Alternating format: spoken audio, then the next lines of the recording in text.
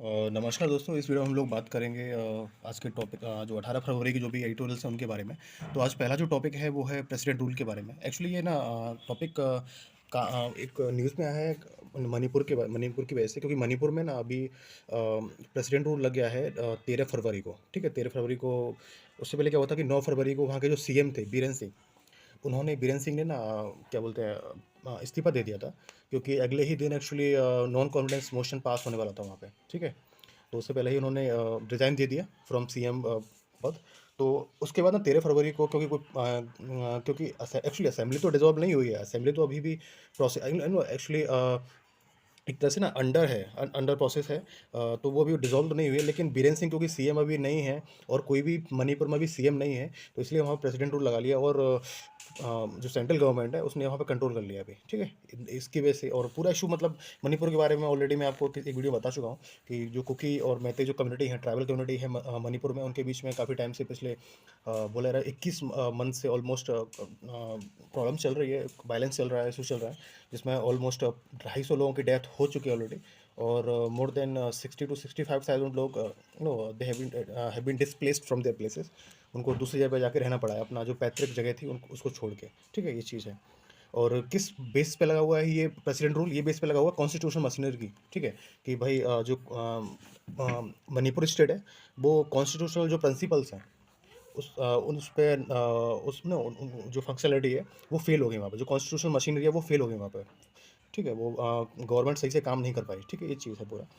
और अब इसमें आगे ये चीज़ है कि भाई तो कब कब इस तरह से ये प्रोसीड्यूर रूल लगा है। जैसे बताया गया है कि अब तक ना जैसे 1950 से 1994 के बीच में 100 बार प्रेसिडेंट रूल लगा था। 50 से लेकर 94 के बीच में 100 बार। ठीक है, और अभी तक ना 135 बार ऑलमोस्ट प्रेसिडेंट रूल लग चुका है, 135 बार। और सबसे पहले लगा था प्रेसिडेंट रूल पंजाब में। ठीक है, और और ना सबसे पहले लगा था, और सबसे ज़्यादा किस टाइम पे लगा है? वो लगा है 1966 से लेकर 77 तक, जब ना इंडिया में जो गवर्नमेंट थी बेसिकली वहाँ काफ़ी इनस्टेबल थी, काफ़ी प्रॉब्लम्स थी, स्टेबल गवर्नमेंट नहीं थी। ठीक है, ये चीज़ था। और एमरजेंसी का टाइम भी यही रहा था बेसिकली, इसलिए। और ये चीज़ है। और अभी जो मैंने जैसे बताया ना, मणिपुर की जो असेंबली है वो डिसॉल्व नहीं हुई है। They are under no suspended animation basically. मतलब अभी भी वो कभी भी रिवाइव हो सकती है, एज द थिंग इज जो सीएम थे वो अभी नहीं है, वो रिजाइन कर चुके हैं। लेकिन उसको जब भी सीएम आएंगे तो वहाँ पर उसको रिवाइव किया जा सकता है कभी भी। ये चीज़ है। अब कुछ आर्टिकल्स के बारे में हम लोग इसमें जान लेते हैं कि कुछ आर्टिकल जो रिलेटेड है प्रेसिडेंट रूल से। जैसे आर्टिकल 355। आर्टिकल 355 बोलता है ना, प्रेसिडेंट रूल ना गवर्नमेंट को अथॉरिटी है to impose the president rule, अगर उनको कोई एक्सटर्नल थ्रेट लगता है, महसूस होता है उसकी उसकी वजह से। ठीक है, तो एक ये आर्टिकल 355 है। अगला जो आर्टिकल है इससे रिलेटेड, प्रेसिडेंट रूल से रिलेटेड, वो है आर्टिकल 356। जो बात करता है ना कि जो प्रेसिडेंट है उनके पास पावर है कि वो ऑन द रिकमेंडेशन ऑफ जो सेंट्रल गवर्नमेंट है, उनके साथ कनकरेंट बात करके ना प्रेसिडेंट रूल लगा सकते हैं। और अगला जो आर्टिकल है इसमें 357, वो रिलेटेड है ऑर्डिनेंस। मतलब तो इसमें ऑर्डिनेंस में क्या होता है ना बेसिकली कि जब प्रेसिडेंट रूल लगा है इंडिया में, मतलब किसी भी स्टेट में, तो प्रेसिडेंट के पास पावर है कि वो कोई भी ऑर्डिनेंस जारी कर सकते हैं उस स्टेट में, जिससे उस स्टेट में जो बेसिकली जो फंक्शन है वो मतलब प्रॉपर फंक्शन चल सके, और जो कानून व्यवस्था बनी रह सके। ठीक है, उस चीज़ को मतलब स्टेट का जो काम है ना वो रोकने नहीं चाहिए, तो वो ऑर्डिनेंस के थ्रू प्रेसिडेंट पास करके ऑर्डिनेंस वो काम जो चलते रहेंगे स्टेट में, इस चीज़ के लिए है। अगला जो आर्टिकल इसमें 365 है, उसमें यह है कि स्टेट गवर्नमेंट अगर सेंट्रल गवर्नमेंट के साथ कॉम्प्लाई नहीं करती है, उनके साथ नो हारमोनी में नहीं रहती है, उनके उनके जो डिसीजन उनको नहीं मानती है, देन इन दैट केस जो प्रेसिडेंट रूल लगा सकती है सेंट्रल गवर्नमेंट प्रेसिडेंट के साथ बात करके। तो ये चीज़ है। ठीक। और ना अब इसमें कुछ प्रोविजंस है जो रिलेटेड है प्रेसिडेंट रूल से। क्या मतलब एक तरह से ना क्या जो रूल्स वगैरह हैं वो चीज़ है कि जैसे किसी भी गवर्नमेंट जैसे किसी भी स्टेट में ना प्रेसिडेंट रूल लग गया। अभी ना गवर्नमेंट को चाहिए होगा कि वो लोकसभा में भी और राज्यसभा में भी, दोनों में ना विद इन 2 मंथ्स, 2 महीने के भीतर भीतर ना उसको जो एक नो जो प्रस्ताव वो पारित करना पड़ेगा, और जो प्रेसिडेंट रूल लगा है ना उसको अप्रूव करना पड़ेगा। ठीक है, ये चीज़ें 2 महीने के भीतर। अगर इन केस लोकसभा डिसॉल्व हो चुकी है या लोकसभा सेशन में नहीं है, ठीक है, तो होगा क्या ना कि जैसे और राज्यसभा में जो एक प्रस्ताव पारित हो गया है, मतलब राज्यसभा में रेजोल्यूशन पास हो गया है प्रेसिडेंट रूल के लिए, तो जब लोकसभा आएगी ना, तो उसके अगले 30 दिन के भीतर ही ना प्रेसिडेंट रूल को अप्रूव करना पड़ेगा लोकसभा में, ये चीज़ है मतलब, ठीक है।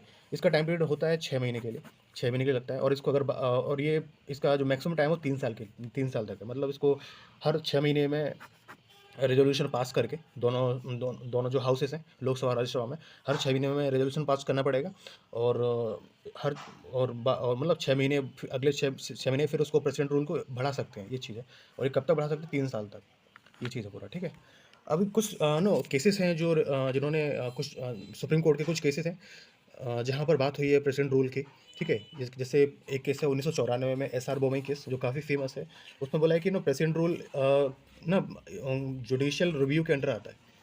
मतलब ये है कि जैसे किसी जैसे प्रेसिडेंट ने या सेंट्रल गवर्नमेंट ने प्रेसिडेंट के साथ बात करके प्रेसिडेंट रूल लगा दिया, तो ऐसा नहीं है कि भाई अब उसको कोई चैलेंज नहीं कर सकता कि भाई अगर ने कोई भी पिटीशन डालता है सुप्रीम कोर्ट में, और अगर सुप्रीम कोर्ट को लगता है कि ये प्रेसिडेंट रूल लगाए ना, वो नो वैलिड नहीं है, वो मतलब सही ग्राउंड्स पे नहीं लगाए, ठीक है। तो वो फिर उस चीज़ को ना प्रेसिडेंट रूल को बर्खास्त कर सकते हैं। जैसे अभी ना 2024 में ही हुआ था। अरुणाचल प्रदेश ने और उत्तराखंड ने प्रेसिडेंट रूल लगा दिया था, लेकिन सुप्रीम कोर्ट ने उसको हटा दिया, ये बोल के कि भाई ये क्या मतलब फालतू का कुछ भी मतलब लगा दिया है, और कोई ग्राउंड नहीं है, कोई सही ग्राउंड नहीं, कोई सही रीजनिंग नहीं है। तो ये चीज़ है रामेश्वर प्रसाद और ये चीज़, हाँ, ये चीज़ है कि रामेश्वर प्रसाद केस में ये चीज़ आया था अगेंस्ट, सॉरी, मैंने कुछ एक प्रॉब्लम गलत कर दिया कि एसआर बॉबी केस में ये बोला था कि ना जुडिशियल रिव्यू हो सकता है, ये चीज़ था। रामेश्वर प्रसाद केस में जो 2006 में आया था, रामेश्वर प्रसाद केस, उसमें ये बोला था कि सही रीजनिंग होनी चाहिए प्रेसिडेंट रूल लगाने के लिए, ठीक है। ये चीज़ था कि सही रीजनिंग होनी चाहिए प्रेसिडेंट रूल लगाने के लिए। अगर नहीं होती है तो प्रेसिडेंट रूल को हटा दिया जाएगा। जैसे मैंने बताया पिछले ही साल अरुणाचल प्रदेश में, उत्तराखंड में प्रेसिडेंट रूल लगाया था, लेकिन उसको हटा दिया गया था, ये चीज़ है। अब कुछ कमीशन भी थे, जैसे सरकारी कमीशन, उनने बोला था कि भाई प्रेसिडेंट रूल ना ऐसा नहीं है कि कुछ भी हो, स्टेट में थोड़ी सी प्रॉब्लम हो, थोड़ी सी भी जो फंक्शन है, गवर्नमेंट सही से काम नहीं कर रही और आप प्रेसिडेंट रूल लगा दो। उन्होंने बोला कि भाई प्रेसिडेंट रूल को ना आप ऐसे यूज़ करो जैसे ना ये लास्ट रामबाड़ है ये, मतलब ये तब यूज़ किया जाएगा जब कोई दूसरा ऑप्शन नहीं है, इसको लास्ट रिजॉर्ट की तरह यूज़ करो। तो ये बोला था सरकारी कमीशन ने। पंची कमीशन ने बोला था कि आप प्रेसिडेंट रूल को यूज़ करो एज इन लोकलाइज्ड मैनर। मतलब ज़रूरी नहीं है कि देखिए, जैसे फॉर एग्जांपल मान लो यूपी में, जैसे आगरा है, यूपी में जैसे मान लो बलिया है या फिरोज़ाबाद है, तो अगर किसी एक पर्टिकुलर जगह पे डिस्ट्रिक्ट में, ज़िले में, या किसी थोड़ी सी लोकेलिटी में ना प्रॉब्लम हुई है, तो आप चाहो तो ना उसी पर्टिकुलर जगह पे ना प्रेसिडेंट रूल लगा सकते हो। ज़रूरी नहीं है कि आपको पूरे स्टेट में आपको प्रेसिडेंट रूल लगाना पड़ेगा, तो ये ज़रूरी नहीं है। तो इन्होंने ये चीज़ बोला था, ठीक है। तो पूरा इसलिए टॉपिक यही था। थोड़ा सा और चीज़ मैं आपको बता देता हूँ, जैसे है ना कि ना प्रेसिडेंट रूल को ना बहुत मिसयूज़ किया गया है कई मतलब टाइम पे। जैसे ना मोरारजी देसाई गवर्नमेंट आई थी, तो उसने क्या किया था कि उसने क्या किया था कि जो स्टेट में अगर दूसरी पार्टी की गवर्नमेंट है और सेंटर में मोरारजी की देसाई की गवर्नमेंट थी, तो उन्होंने ये किया कि भाई उन्होंने 9 ऐसी राज्य जहाँ पर दूसरे पार्टी की गवर्नमेंट थी, वहाँ पे असेंबली को डिसॉल्व कर दिया था, वहाँ पर प्रेसिडेंट रूल लगा दिया था, ये चीज़ था। और फिर जब इंदिरा गांधी फिर पावर में आई, प्राइम मिनिस्टर बनी, तो उन्होंने फिर से उन्हीं राज्यों को पलट कर 9 राज्यों को वहाँ पे अपनी गवर्नमेंट लेके आ गए। और जहाँ पर उनकी गवर्नमेंट नहीं थी, जिस उनकी पार्टी गवर्नमेंट नहीं थी जिस स्टेट में, वहाँ पर प्रेसिडेंट रूल लगा दिया उन्होंने। तो ये चीज़ होता रहता है। मतलब ये है कि पार्टी पॉलिटिक्स वगैरह बहुत सारे रीज़न हैं, सेंट्रल स्टेट का जो रिलेशन है वो बेटर अगर नहीं है, ठीक है। और तो कई सारे रीज़न ऐसे होते हैं ना कि जिसकी वजह से प्रेसिडेंट रूल लगा देते हैं, जो वैलिड नहीं है, जो लगाना नहीं चाहिए, ठीक है। क्योंकि जिससे ना जो स्टेट की गवर्नमेंट की, इंडिया की ना जो स्टेबिलिटी है, पॉलिटिकल स्टेबिलिटी, वो हार्म होती है, जो फंक्शनलिटी वो हार्म होती है, जो ग्रोथ है, डेवलपमेंट पे असर पड़ता है, काम रुक जाते हैं, ठीक है। और जो पार्टी पॉलिटिक्स है वो काफ़ी हावी हो जाती है, तो ये चीज़ है। और अब तक ना सबसे ज़्यादा जो ऐसा राज्य जिसमें प्रेसिडेंट रूल लगा है वो है जम्मू कश्मीर, ठीक है। उसमें 15 साल तक प्रेसिडेंट रूल लगा था, इतना लंबे समय तक, ठीक है। मणिपुर में 11 बार लग चुका है, यूपी में 10 बार लग चुका है, ठीक है। अब अभी तो ना ये सोचना कि आपको किसी को, मैं भी यूपी में रहता हूँ, किसी को हार्डली, शायद मुझे लगता नहीं किसी को पता होगा कि यूपी में 10 बार प्रेसिडेंट रूल लग चुका है, लेकिन लग चुका है, क्योंकि लगा देते हैं और हमको पता भी नहीं होता कि प्रेसिडेंट रूल यहाँ पे लग गया। तो ये पूरा टॉपिक था इसके बारे में, प्रेसिडेंट रूल के बारे में। अब अगला टॉपिक हम लोग डिस्कस करेंगे बेसिकली नो फॉरेनर्स के बारे में। गवर्नमेंट क्या है ना कि एक नया बिल लाना चाह रही है। बिल का नाम है immigration and foreigners bill 2025, immigration and foreigners bill 2025। इसमें क्या हुआ ना कि वो ट्राई कर रही है ना कि बहुत सारे जो पहले लॉज थे, जो एक मल्टीपल लॉज थे, उनको एक ही लॉ, उनको एक ही कानून बना के ना सबको उसी में समराइज़ कर देता है, ठीक है? जिससे क्या होना कि जो ओवरलैपिंग होती है लॉज़ की, और लॉज़ को फिर अंडरस्टैंड करने में प्रॉब्लम होती है। उस जो मल्टीप्लिसिटी की वजह से वो प्रॉब्लम खत्म हो जाएगी, ठीक है? ये चीज़ है। जैसे ना पहले एक एक्ट है इससे रिलेटेड, वो है फॉरेनर्स एक्ट 1946, ठीक है? एक है पासपोर्ट एक्ट 1920, एक और एक्ट है immigration act 2000 and registration of foreigners act 2000। तो अभी इसमें ये चीज़ देखो ना कि जो फॉरेनर्स एक्ट है और पासपोर्ट एक्ट है, वो ना ब्रिटिश ब्रिटिश जब अंग्रेज जब इंडिया में थे ना, उसके टाइम का है। जब अंग्रेज इंडिया में थे, तो ये दोनों जो कानून हैं, वो ना उसी टाइम के हैं, और जब उस टाइम पे कॉन्स्टिट्यूशन भी इंडिया का नहीं बना था। तो ये चीज़ है कि ना, ये कॉन्स्टिट्यूशन के साथ कॉम्प्लाई नहीं करते, ठीक है? ये चीज़, और इंडिया की जो अभी कंटेम्प्रेरी जो समकालीन स्थिति है, जो भी अभी इस टाइम के जो सिचुएशन है पॉलिटिकल और एडमिनिस्ट्रेशन लेवल पे, और इंडिया की जो जियोपॉलिटिकल और फॉरेन कंट्रीज़ के साथ इस तरह पे इस पर्टिकुलर मैटर पे कि कौन इंडिया में आएगा, कौन इंडिया में नहीं आएगा, और किस तरह से उनका आइडेंटिफिकेशन होगा, किस तरह से आइडेंटिफिकेशन नहीं होगा, और तो उसके लिए ना ये जो दोनों एक्ट हैं ना, वो काफ़ी पुराने हो चुके हैं, ये चीज़ है। तो इस चीज़ को भी रिज़ॉल्व करने के लिए भी ये चीज़ नया एक्ट लाना चाह रही गवर्नमेंट। और इस जो ये जो नया एक्ट आएगा ना, immigration and foreigners bill act, bill 2025, उसमें उसमें ना 6 चैप्टर होंगे, 35 क्लॉजेज़ होंगे, ये चीज़ है, ठीक है? अब इसमें चीज़ क्या है ना कि और भी गवर्नमेंट क्या करेगी, इसको गवर्नमेंट बोला है ना कि इसको हम प्रॉपर तरीके से डिफ़ाइन करेंगे। इस एक्ट को हम लोग प्रॉपर तरीके से डिफ़ाइन करेंगे, क्योंकि डिफ़ाइन नहीं, पहले जो चीज़ें डिफ़ाइन नहीं है कि कौन इमिग्रेंट्स है इंडिया में, कौन इलीगल इमिग्रेंट्स है, कौन किसको ना उम, हम डिपोर्ट कर सकते हैं, किसको डिपोर्ट नहीं कर सकते। डिपोर्टेशन वाली पूरी पूरी जो प्रोसेस होती है, उसके ऊपर कोई भी ट्रांसपेरेंसी नहीं, क्लियरेंस नहीं है, ठीक है? ये चीज़ है। तो इसमें और गवर्नमेंट बोली, इस नए बिल में ना हम लोग एक इमिग्रेशन ऑफिसर ना अपॉइंट करेंगे, और जो बर्डन ऑफ प्रूफ होगा ना कि जैसे कोई बंदा फॉरेनर है, अब उसको ये प्रूफ करना पड़ेगा कि भाई मैं फॉरेनर हूँ, या कोई इंडियन है और गवर्नमेंट बोल रही है कि आप फॉरेनर हो, आपके पास डॉक्यूमेंट नहीं प्रॉपर, तो उसको ना प्रूफ करना पड़ेगा कि भाई मैं फॉरेनर नहीं, मैं इंडियन सिटीजन ही हूँ। तो ये ना जो बर्डन होगा प्रूफ करने का, वो जो इंडिविजुअल के ऊपर होगा, जिसके ऊपर एक्यूशन लगे हैं, जिसको नो गवर्नमेंट ने आइडेंटिफाई किया है as a no non valid citizen basically. तो वो चीज़ है, तो ना तो पूरा टॉपिक ये था बेसिकली। तो डिपोर्टेशन, और अगला जो चीज़ है इसमें ये है कि भाई गवर्नमेंट बोला है कि उसके पूरा आइडेंटिफिकेशन का होगा, और इसके लिए एक FPRO पोर्टल पोर्टल होगा, एक तरह की वेबसाइट होगी, जिस पे ना उनका पूरा डेटा होगा कि कौन इलीगल है, कौन नहीं है, और कब कौन इंडिया में आया, कब कौन नहीं इंडिया में नहीं आया। तो ये चीज़ है। जैसे इंडिया ने ना, जैसे गवर्नमेंट ने उसके लिए एक टाइम, एक वो क्या बोलते हैं, एक लाइन भी रखी है, एक टाइम पीरियड भी रखा है, जैसे जनवरी 1 जनवरी 1 जनवरी 2011 के बाद जो इंडिया में आए हैं, जो लोग इंडिया में आए हैं, जनवरी 2011 के बाद जो इंडिया में आए हैं, उनके उनके रिगार्डिंग वो चीज़ है। और ना बहुत सारे जो आधार कार्ड होते हैं, जो नेगेटिव आधार कार्ड होते हैं, जो वैलिड नहीं है, उनको आइडेंटिफाई किया जाए, उनकी एक लिस्ट बनाई जाएगी कि कौन मतलब फेक आधार कार्ड बना के इंडिया में रह रहा है, वो चीज़ है। अगला जो टॉपिक है इसमें बेसिकली वो है थर्मल पावर के बारे में, कि किस तरह से, जैसे ना एक कुछ राज्य हैं, कुछ राज्यों में जो अभी भी coal based thermal thermal energy है ना, या फिर नो वो प्रोड्यूस हो रही है, और लेकिन वो उसको कंज्यूम किया जा रहा है दूसरे राज्यों में सबसे ज़्यादा। और लेकिन प्रोडक्शन की वजह से जो एमिशन हो रहा है, उसकी जो रेस्पॉन्सिबिलिटी है, वो उन राज्यों पे आ रही है जहाँ पर वो प्रोड्यूस हो रही है, लेकिन उन पे नहीं आ रही जो यूज़ कर रहे हैं सबसे ज़्यादा। तो इस चीज़ के बारे में कि किस तरह से जो स्टेट है ना, डिफरेंट स्टेट डिवाइडेड हैं इस चीज़ के ऊपर, कि जो एमिशन बर्डन है वो ना इक्वली डिस्ट्रीब्यूट नहीं है, ठीक है? और किस तरह से ना गवर्नमेंट बोल रही है इसमें कि भाई जो कॉर्पोरेट सोशल रेस्पॉन्सिबिलिटी, जो कंपनीज़ के ऊपर होती है ना, कि कंपनीज़ को 2% कंपनीज़ को ना टैक्स देना पड़ता है, कि जैसे मान लो कोई कंपनी है, प्राइवेट कंपनी है, और वो उसका थर्मल प्लांट है, जैसे रिलायंस ही है, मान लो रिलायंस है, अडानी का कोई प्लांट है, जहाँ पर थर्मल एनर्जी प्रोड्यूस हो रही है, और वो काफ़ी CO2 या फिर दूसरी जो हार्मफुल गैसेस होती हैं, उनको एमिट कर रही है, एमिशन कर रही है, वो रिलीज़ हो रही है वहाँ से। तो बोलेंगे ना उसके लिए ना, क्योंकि वो पॉल्यूशन कर रहे हैं, एनवायरनमेंट को गंदा कर रहे हैं, तो उनकी रिस्पॉन्सिबिलिटी होगी, उनको 2% टैक्स देना पड़ेगा, उनका जो भी प्रॉफिट होता है, ठीक है? वो उस चीज़ से जिससे ना 2% प्रॉफिट से ना जो भी जो वातावरण में, एनवायरनमेंट में जो भी डैमेज हुआ है, उसको उसको ना एक तरह से सही किया जाए, उसको जो डैमेज हुआ है उसको रिजॉल्व किया जाए। तो ये चीज़ था, क्योंकि ना जो ये जो चीज़ है ना, वो लोगों को प्रभावित कर रही है, क्योंकि मान लीजिए जैसे अब ना आंकड़ा है कि त्रिपुरा में 96% एनर्जी ना जो थर्मल पावर की जो इलेक्ट्रिसिटी है, वही यूज़ होती है, इलेक्ट्रिसिटी जो लाइट है ना, 96% लाइट ऑलमोस्ट त्रिपुरा में वही थर्मल एनर्जी वाली जो बिजली है, उसी की खपत होती है, ठीक है? और बिहार है, इस तरह से झारखंड है, छत्तीसगढ़ और भी राज्य हैं। लेकिन सबसे ज़्यादा और प्रोडक्शन भी सबसे ज़्यादा इन्हीं राज्यों में होता है, और लेकिन कंज्यूमर इसका सबसे ज़्यादा कौन है मालूम है? गुजरात और महाराष्ट्र। तो बात ये है ना कि गुजरात, महाराष्ट्र कंज़्यूम तो कर रहे हैं, लेकिन वो खरीद के कंज़्यूम कर रहे हैं। प्रोड्यूस हो रही है मान लो बिहार में सबसे ज़्यादा, ठीक है? और उसको लेकिन उसको बिहार, लेकिन गुजरात में नहीं हो रही है। गुजरात क्या कर रहा है? बिहार से बिजली खरीद रहा है, और बिहार से बिजली खरीदने के बाद गुजरात सबसे ज़्यादा कंज़्यूम कर रहा है। तो जो एमिशन और ये जो पॉल्यूशन वाली जो रिस्पॉन्सिबिलिटी है, वो आ रही है इन राज्यों पे। तो ये पूरा टॉपिक था, बेसिकली ये चीज़ था मतलब।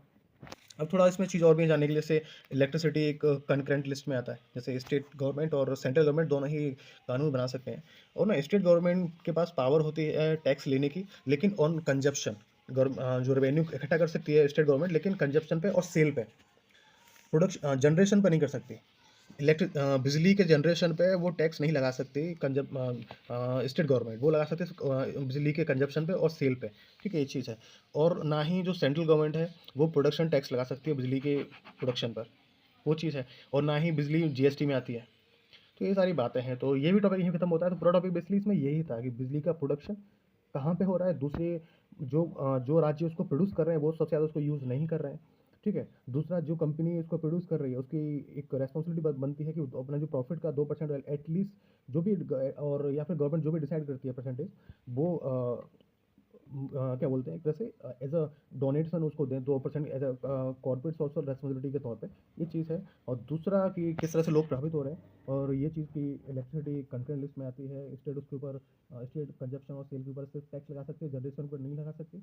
ठीक है, प्रोडक्शन टैक्स ना ना ही जो सेंट्रल गवर्नमेंट है वो प्रोडक्शन टैक्स लगा सकती है, और जीएसटी तो लगता ही नहीं इलेक्ट्रिसिटी के ऊपर, बिजली के ऊपर।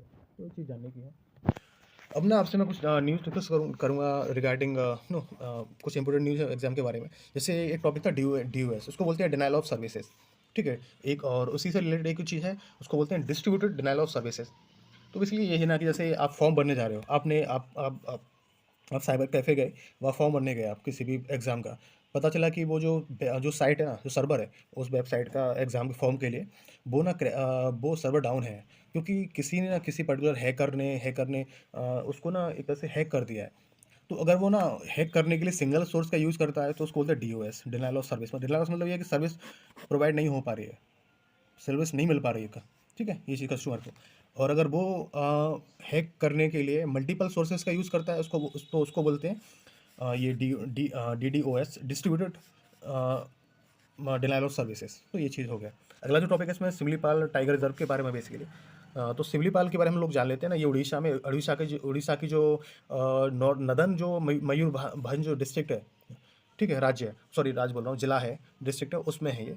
और ये इसको इसको ना 1956 में टाइगर रिजर्व बना दिया गया था, टाइगर रिजर्व। ठीक है, इसको ये बायोस्फीयर रिजर्व की कैटेगरी में आ गया था 1994 में। ठीक है, इसको यूनेस्को जो नो यूनेस्को की जो कैटेगरी होती है वर्ल्ड बायोस्फीयर रिजर्व वाली, ये उसमें 2009 से है। तो ये पूरा इसमें इतना ही जानने का था। ये आया क्यों है न्यूज़ में? इसलिए आया क्योंकि गवर्नमेंट है ना वहाँ पर AI फिट कैमरास लगा दिए हैं, AI वाले। अब क्या है ना, जो कैमरा लगे हैं उनको ना वो आर्टिफिशियल इंटेलिजेंस वाली जो टेक्नोलॉजी है उसका यूज़ करके कैमरेस लगे हैं। ठीक है, बेसिकली ये है।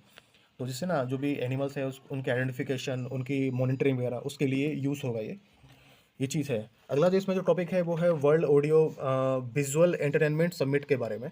ये आता है ये इसको लॉन्च किया गया था under ministry of information and broadcasting. यही इतना ही सिर्फ आपको प्रीलिम्स के लिए इंपॉर्टेंट है। ठीक है, और ये सिर्फ पार्ट था इंडिया के क्रिएट इन इंडिया चैलेंज के, create in challenge in India वाला जो एक था ना कि आपने ना एक आपने कंट्रोवर्सी सुनी होगी रणवीर अलाहाबादिया के बारे में। तो ना उसको ना आपने देखा होगा कि प्रधानमंत्री ना PM मोदी ने उसको अवार्ड भी दिया था। एक अवार्ड दिया था कि एक तरह से इन्फ्लुएंसर वाला, कि जो यूथ इन्फ्लुएंसर, ठीक है, उस चीज़ में। तो ना वो जिस चीज़ से मिला था वो इसी का पार्ट था बेसिकली। एक तरह से कि इनोवेशन, कोई भी जो भी इन्फ्लुएंसर होते हैं एंटरटेनमेंट इंडस्ट्री में, कोई इन्फ्लुएंसर होते हैं, तो आप ऐसा कोई भी ना वीडियो बनाओ, कोई भी ऐसा प्रोग्राम बनाओ जिससे ना आप लोगों को इन्फ्लुएंस करो इन अ पॉजिटिव वे। तो वही तरह की कुछ चीज़ों के लिए ये चीज़ है क्रिएट इन इंडिया चैलेंज, ठीक है? बस इतना ही आपको जानना है, बहुत ज़्यादा आपको जानने की ज़रूरत नहीं है कि हार्डली इतना पूछेगा कि वर्ल्ड ऑडियो विजुअल एंटरटेनमेंट जो समिट था, वो इस पर्टिकुलर मिनिस्ट्री के अंदर आया था और इसका पार्ट है क्रिएट इन चैलेंज के का, ठीक है? तो वो है। अगला जो टॉपिक है इसमें वो हम लोग बात करेंगे F-35 फाइटर जेट की, जो अमेरिका का फाइटर जेट है, स्टील्थ फाइटर जेट है बेसिकली 5th जनरेशन। और दूसरा है Su-57 जो रसिया का है। इसको थोड़ा हम लोग कंपेयर करेंगे क्योंकि अभी जब बायलैटरल मीटिंग हुई थी पीएम मोदी की ट्रंप के साथ, अमेरिका के जो प्रेसिडेंट है ट्रंप के साथ, तो ट्रंप ने बोला है, इंडिया को प्रपोज किया था कि भाई आप हमारा जो F-35 fighter jet stealth fighter jet है 5th जनरेशन, उसको आप खरीद लीजिए। लेकिन ये काफ़ी न्यूज़ में है क्योंकि ये बोला जा रहा है भाई कि ये काफ़ी एक्सपेंसिव है, ठीक है? ये काफ़ी महँगा है ये, ठीक है? और जो रसिया का जो एसयू इंडिया खरीदना चाह रही थी, रशिया रसिया वाला Su-57, ठीक है? और दोनों ये भी स्टील फाइटर जेट है 5th जनरेशन। लेकिन ना थोड़ा दोनों का कंपैरिज़न हम लोग कर लेते हैं। जैसे ना जो F-35 फाइटर जेट है ना, वो उसको बनाया लॉकहीड मार्टिन ने। शायद वो स्वीडिश कंपनी है लॉकहीड मार्टिन, ठीक है? और ये बना था 2006 में। और ये एसयू वाला बना है 57 रसिया का, वो 2010 में। अब चीज़ ना इम्पोर्टेंट है कि ना ये सिंगल इसमें F-35 में सिंगल इंजन है, जबकि Su-57 में ट्विन इंजन है। और इसकी जो स्पीड है 35 की F-35 की, वो है मैक 1.6 मैक, ठीक है? और इसकी है 1.8 मैक। इसकी जो रेंज है ना वो है 2172 किलोमीटर, और इसकी जो रेंज है वो है 2999 किलोमीटर। अब और ये F-35 की जो एक ना एक तरह से ये किस हाइट तक जा सकता है, वो है 50,000 फीट तक ऊपर, ठीक है? ये जा सकता है 54,000 फीट से ज़्यादा थोड़ा, ठीक है? इसको ना अब ये काफ़ी अब इम्पोर्टेंट चीज़ ये है ना कि ये यूज्ड है, इसको ना काफ़ी कंट्रीज़ ने खरीद भी चुके हैं, और ये रसिया यूक्रेन वॉर, ये इन सब में यूज़ भी हो चुका है। नाटो ने इसको कई बार यूज़ किया है। 1000 टाइम्स, मतलब 1,000 से ज़्यादा इसके जो प्रोडक्शन यूनिट है ना वो निकल चुकी हैं आज, मतलब बन चुके हैं ये सिर्फ अभी 40 ही इसकी यूनिट हैं इस फाइटर जेट की, वो सिर्फ बनी है। तो इसकी जो कैपेबिलिटी है अभी उसके ऊपर ना क्लियरिटी नहीं है कि वो कितना बेटर है ये। ऑल्दो अभी यहाँ पे हम लोग जब कंपैरिजन कर रहे हैं तो बेटर लग रहा है आपको रेंज में। इसमें ट्विन इंजन है तो ऑल्दो नो इंजन दो हैं तो स्ट्रॉन्ग होगा या होगा ये। इसकी रेंज भी ज़्यादा है, स्पीड भी ज़्यादा है, हाइट भी काफ़ी ऊपर तक जा सकता है। तो ये चीज़ है। लेकिन जो F-35 वो काफ़ी महंगा है, ठीक है? ये बोला जा रहा है कि इसकी जो है ये 80 मिलियन से लेके 155 जो मिलियन डॉलर तक ना इसकी कॉस्ट है। तो ये और बोला जा रहा है कि ये चाहे कितना भी होगा लेकिन इससे तो कम ही होगा, ठीक है? ये चीज़ है। मतलब F-35 काफ़ी महंगा बताया जा रहा है इससे, ये चीज़ है। तो ये पूरे टॉपिक थे। सो थैंक यू, और हम यहीं ख़त्म करते हैं।